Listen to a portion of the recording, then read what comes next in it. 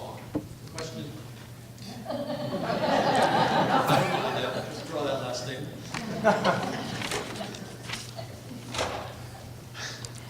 What do you believe should be the relationship to the ISDs that Frisco serves, and can you name them? What was that?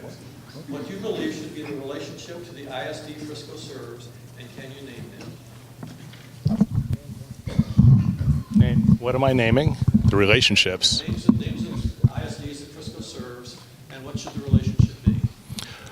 Well, we've got a great community because we've got the what I like to call the four legs of the table. You've got great neighborhoods, you've got great businesses, you've got I think a great city government, great city management, and you've got a great school district as well.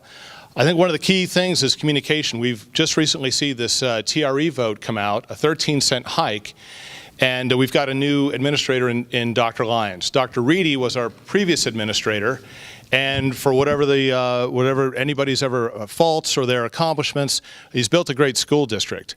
But I don't believe that under Dr. Reedy's leadership we would have had this 13 cents. I think Dr. Reedy had been around long enough, and the relationship with the city and the community was long enough that there would have been some more communication about that, about what would have been an acceptable number. Would 3 cents have been acceptable?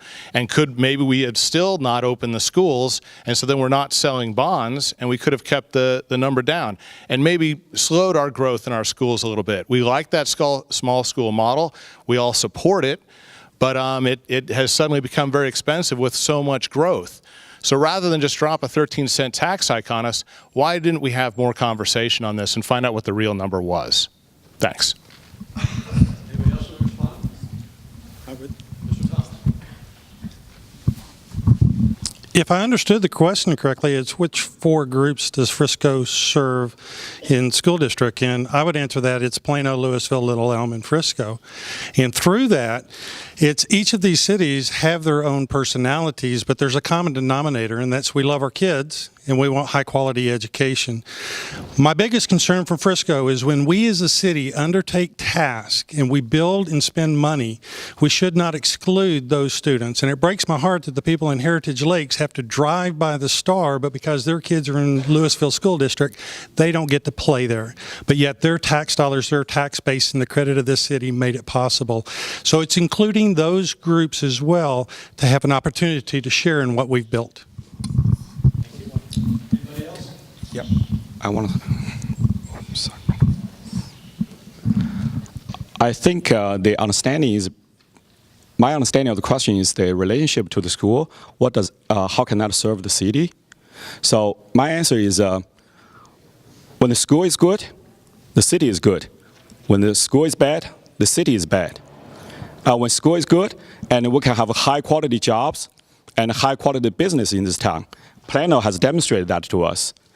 And also, to take care of the school, because we love this small school model, to take care of the school, I think the city should slow down the population growth and shouldn't build out too many apartments and multifamily homes. That's what I'm saying. Okay, next question. Again, this is not addressed to anybody specifically. The Frisco Economic Development Board, the EDC, has given millions of taxpayer dollars to bring business to Frisco. Frisco has been one of the fastest growing cities in America for many years, so it looks like it worked. Now, the people who live here are stuck with increased traffic, increased taxes, and the city that is, quote unquote, stuck on becoming a destination city instead of a city that works for the people that live here. Would you support the elimination of the EDC and the elimination of the taxes that support it? Sorry, I grabbed it. I'm not sure who asked this, but this is an awesome question. The answer, my answer is there is a time and a place, and I think the EDC should be credited. They've done a phenomenal job. But here's the thing, folks. The EDC and the CDC both are quasi-governmental agencies with a ton of our money, right? So I understand that based on the sales tax, they're the money. Okay, sorry. What's missing in the answer to the question is we need better, more effective oversight. It's not eliminate the EDC, it's make sure that we know what they're doing, how they're spending the money, and why they're spending the money. As I said earlier, now that the Cowboys are here in particular, the Star is going to fill up. We can't get enough buildings out of the ground fast enough to take care of the people that want to come here. So we don't need to spend lots and lots of money. We don't need the EDC spending dollars on Cowboys tickets and taking city councilmen and their family to watch the game, and we don't know where the money is going.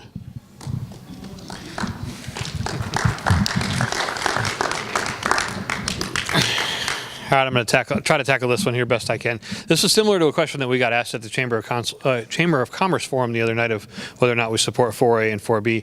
It has done great things for us. And I do kind of question, I might actually agree with Brandon on this one, whether or not whether or not it's served its time, though, because we don't need any more Walmarts. I mean, we're grateful for the Star, we're grateful for Costco, but again, the businesses are coming. The two fastest growing cities in the world are Frisco, Texas, and Dubai in the United Arab Emirates. We need more we need more corporate headquarters, like some of these other folks have said. And if we were going to use EDC instead of the big box stores and things like that, I would much rather see it used for mass transit or for small business initiative rather than more corporate retail kind of setups. Anybody else? I'm sure John's got something to say on this. Sure. Gosh, guys. EDC and CDC works. You voted for it back in 1991. It's 25 years old. You take it's sales tax revenue that everybody spends. So not just those of us that live here in Frisco. Those are people who come here to visit. We take that penny that we get back from the state, we break it in half. The CDC gets part for green space, and the EDC gets part for economic development. This isn't going to Walmarts. There's one Walmart that we voted on as a council in Frisco. That was at 423. I think I stand by that vote. We blocked a substation. We fixed a third piece of property that was dilapidated. We've got a community partner that'll work with us. Meanwhile, we have $5 billion worth of development in 1 mile. We're very proud of that. In fact, I think that number is up to about $6 billion. Wade Park will come in. It'll offer 4A office space that we have a shortage of. It'll have walkability, where the millennials, they don't want a car. They want Zipcar, Uber, or these other Lyft things. They want to be able to live in their apartment with their concierge and their dog walker and their dry cleaners and the grocery service that comes to the house, and be able to walk to their office building, and then in the evening walk to the restaurants and have exactly what you guys want out of Shops at Legacy. We've had citizens demanding that up here for years, and that's what we're trying to accomplish, and that's what we're trying to incentivize for, is a place you can live, work, and play, and not have all of the tax burden on your rooftops.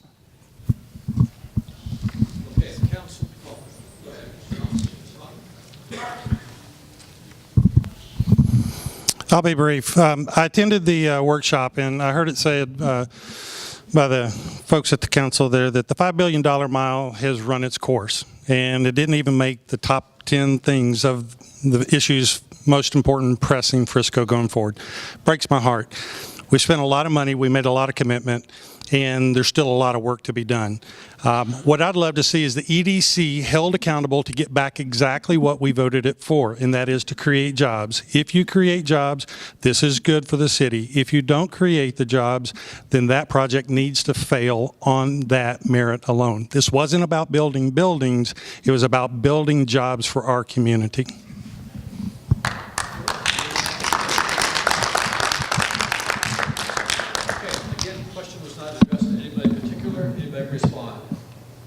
Candidates, what is your position on making the main street wider or making it a closed city arcade,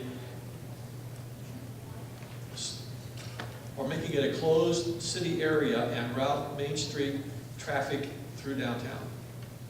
Your opinion on either making Main Street wider or routing it around downtown? Yeah. Okay. The city plan is to urbanize the area of Preston and Main Street. There's a big empty land over there, so traffic will be a concern. But I don't support to widen the Main Street because I think Main Street is historical, and we should do everything possible to preserve it. And Main Street has 2 parallel streets. One is called Elm, another one I forgot. And I think the city can consider to buy up some properties on those streets and widen the streets, widen that 2 parallel streets.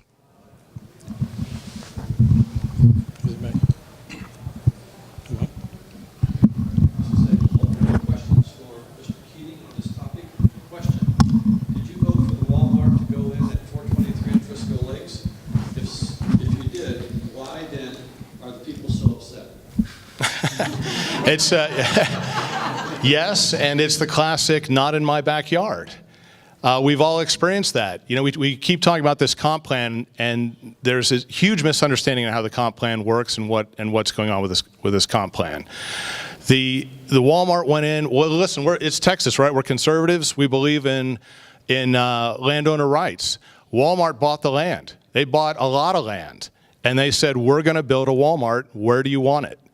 And for us, the easy answer was, as we're trying to bury power lines and trying to block a substation, that piece of property right there was perfect. And one thing we quickly realized was, and this is part of the new comp plan, was to move residential away from these main corridors for that very reason. To move residential, if you'll notice, Starwood backs up to the tollway, and Frisco Lakes is right on the border of 423. And we want those to be commercial corridors and those residential areas back up to them. So when you put in a Walmart, it makes your neighbors mad. But we were able to negotiate with them delivery times, trash pickup times, how their lighting works, who their points of contact are. One of the third properties that they bought to remediate that land is going to be turned into a city park and deeded over to us once the Walmart's complete. So I do stand by that vote. Yes, sir. Candidates, a general question. The question is, should Frisco compete with private businesses? And the backdrop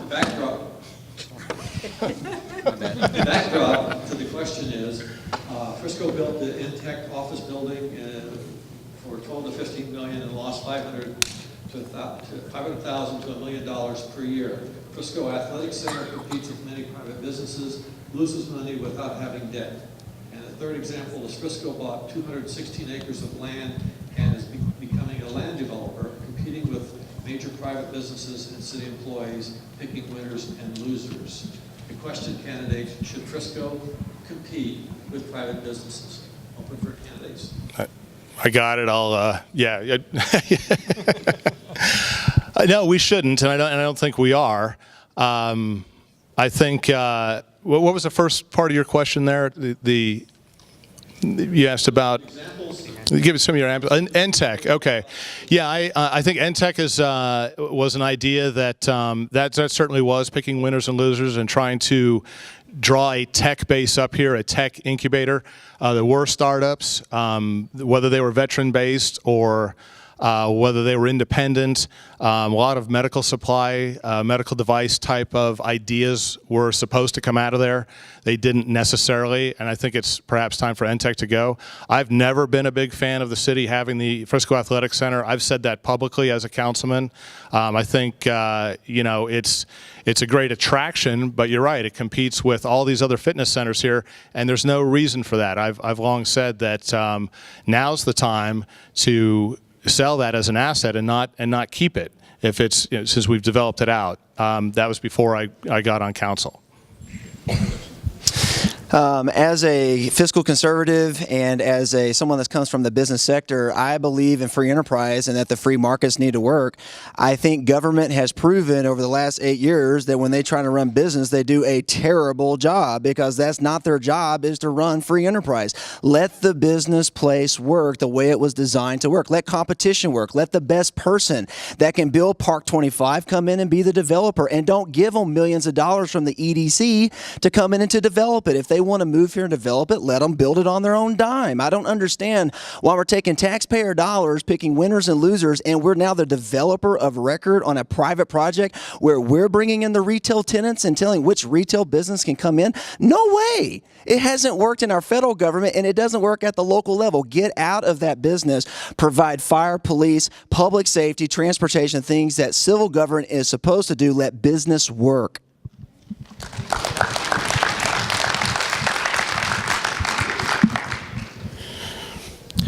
All right, I'm going to address the Frisco Athletic Center here real quick. As a father and a middle-class family of 4, we love the Frisco Athletic Center, and most of my neighbors do as well. When my kids were small, it was ridiculous for us to pay $20 or $30 to go to go to Hawaiian Falls in the Colony, or to spend $40 or more per person and go down to Arlington and go to Hurricane Harbor, when we could spend $8 and go to the Frisco Athletic Center at a much more reasonable rate and a much more reasonably sized facility. We have lots of friends that exercise there, and it's affordable, and it's all part of keeping things in the city. I don't see anywhere how that can be wrong.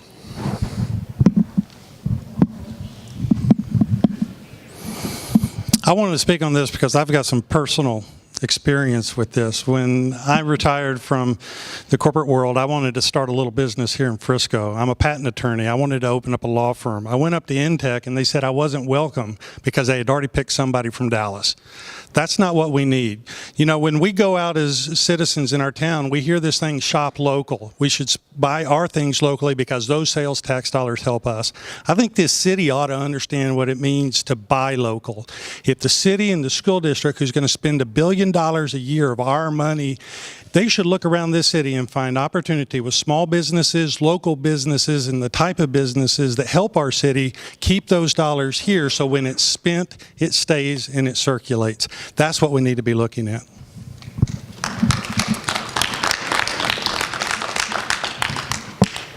Okay, candidates, last question then from the audience. The question is, would you support a rollback of our property taxes?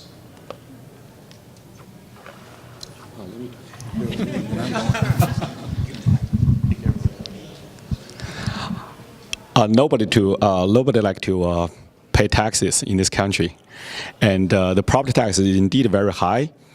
But before we are thinking about rolling back the property tax, we probably should rolling back the debt first. With not much debt, if we don't work on that, and there's no chance we can roll back the property tax. And with so many schools we have to build, we can't roll back the property tax. So there are fundamental changes that are needed in the city, and to make the city sustainable for the long term. And I also support, say, rolling back the property tax because I'm one of the taxpayers. Just saying that we need to consider the city's long-term sustainability first. All right.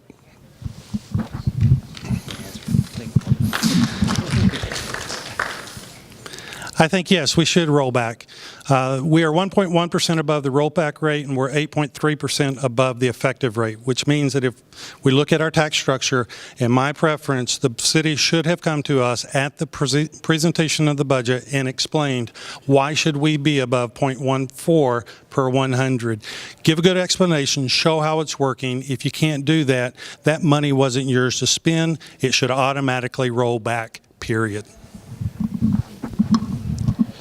I have a feeling we're all going to answer this one. So I think both of these gentlemen are correct. I'm looking at this more from a commonsensical, common man kind of perspective. I want, if there's monies left over, I want them to pay down the debt first. The issue, in my opinion, is that we've got, each of us, our houses, the values are going up, and even if the effective tax rate doesn't change, we're essentially being charged more. At some point, we're not going to be able to afford to live in the homes that we've all bought. And so reduce, as we discussed earlier, reduce the spend, be held accountable, be responsible, and then if there's money left over after all of those things, then we can give it back.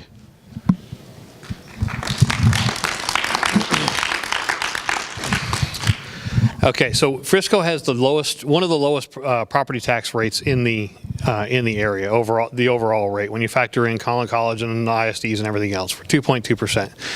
I don't think with debt, I don't think we can. I don't think we can cut taxes and cut revenues and still try to pay down debt. So I'm in agreement. We need to pay down the debt first.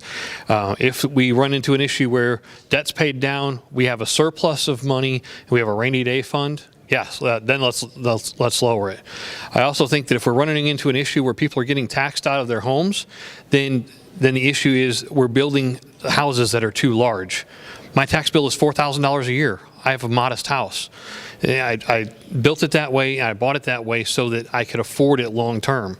If my tax rate continues to go up at 10% every year, I'm going to be okay. It's not going to put me out of my house. So. Your budget's online, your checkbook is online, all these things are online. I'm hearing all these problems with the budget. I'm not hearing any solutions of where anybody would make any cuts. I'm hearing that we need to pay down the debt. Our debt ratio was at 50%. Now it's down to 30%. We are paying down the debt. They just lowered your tax rate a penny last year. We've kept it at 46 cents the 6 years I was on council, and then last year they just lowered it a penny.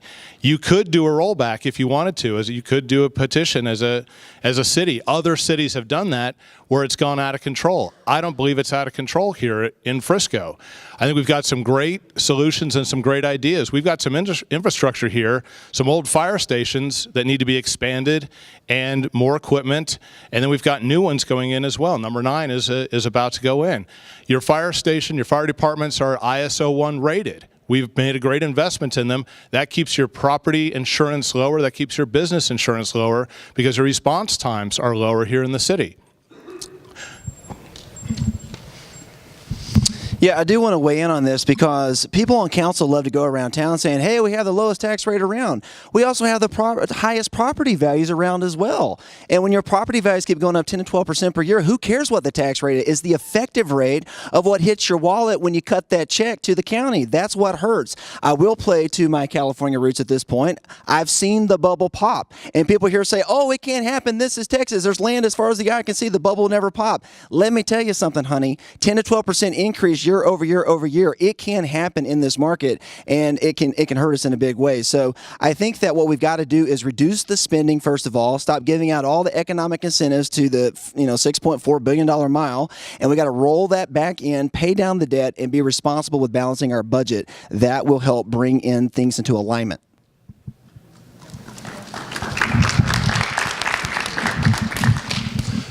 My concern is for our citizens that are on a fixed income.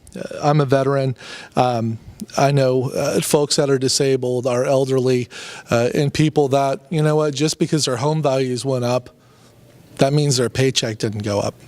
And that's a major issue. So we need to be smart about how we spend our money. That's in how we treat people in our community. We have really got to focus on reducing our spending and cutting our debt. That's a big problem that we have right now. If we bring it in, let's have a rainy day fund. Let's make sure that we're prepared for tomorrow. And, if there's an issue, I ask everybody just to speak up. And if you have questions, ask those questions. And, there was somebody that was on this panel last week, she stood up and said, that's what I'm going to do. I'm going to ask questions. And that's what I challenge the citizens of Frisco to do. If you have questions, stand up, ask those questions, and challenge those people that are in charge and make them explain to you what's going on. Okay, candidates, we've come to the last portion of this event.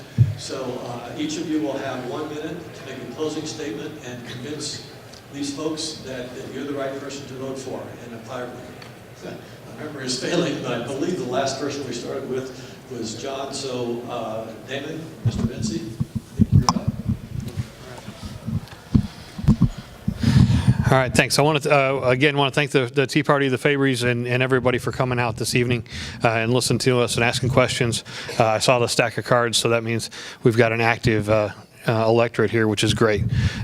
So I'm new to this. I'm learning every day new things all about the city, all about the people that are on council, all the people that want to be on council, and the different issues that affect us. I've talked with lots of people, and they're just like me, right? We want to live here, we want to have a nice house, we want to send our kids to good schools, we want to pay as little tax as possible and be able to drive around town without any issues.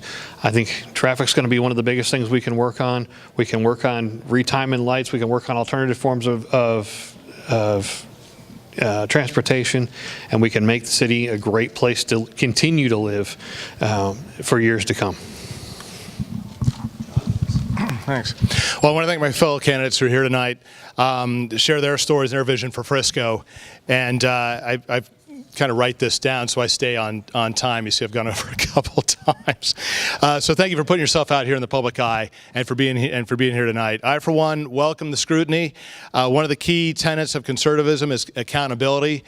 And I'm never afraid to answer for my voting record, my voter history, or my proven conservative credentials. I have a 6-year record of voting for fiscal responsibility, keeping our taxes low, and I'm proud of the many endorsements I've received from those who've made Frisco what it is today. Gene McIver, Ted Hart, Dick Peasley, Dan Bollner, Jeff Leach, Matt Shaheen. These are proven conservatives you know and trust. And they have said loud and clear, I stand with John Keating. That's because they know I'm a man of my word. A representative you can trust. I follow through on my campaign promises, and I serve with integrity. This is simply not a time for on-the-job training. Frisco can't afford it. Voters deserve experience on day one, so please, on February 1st, vote for Keating. So I want to thank all of you guys for coming out tonight, and I guess I want to end with what my tagline for my campaign is. It's build Frisco for generations. And what that means is that we have to build a sustainable Frisco where the growth is managed, and the vision that we set out to build over 20 years ago is the vision that we end up with, which is a suburb of Dallas, not a metropolitan area. I am a grassroots candidate, and I hear the people speaking, and I'm the voice of the candidate of the people in Frisco. And what I hear is, I hear on council that we want to represent the special interests and the developers and the EDC, but my whole thing is, what about the people? Let's return the government back to what the people want in this town. Let's build a sustainable Frisco that is going to build for generations. The other thing I want to address is also, I've heard a lot tonight from Mr. Keating about the comprehensive plan is not a set in stone thing. Exactly right. We don't have a master plan. I'm a business strategist. That's what I do, is I help build strategy for getting us to where we need to go. And what we need, with only 50% left to build, whatever concrete we put down, we can't take back up. We're stuck with what gets built in Frisco. Let's build something for our generations that will last.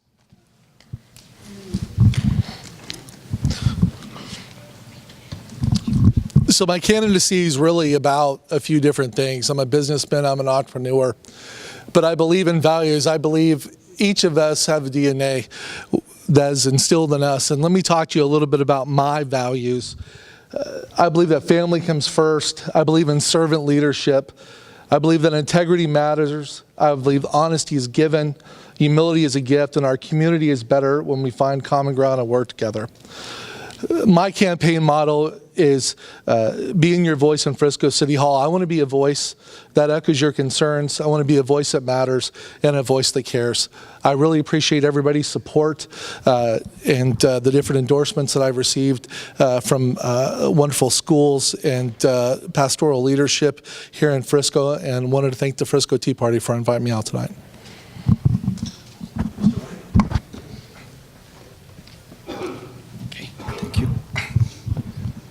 Oh, there's another silver mic. Okay. Thank you. Okay. This is my first time run for office, and I think the city is facing a debt issue, and we need to reduce the debt, bring in the right businesses, and also we need to improve the transparency on the budget. And I'm not a politician. I don't say something like this is complicated, and I'm trained to be direct, and I have the educational and professional background to be direct at the problems, because I can cut through the smokes and get to the core directly. And if you don't want a business as usual, if you don't want to see your tax dollars get misused, I think you should vote for me, because again, I'm not a politician, and you are voting for the cold hard professionalism and educational background here.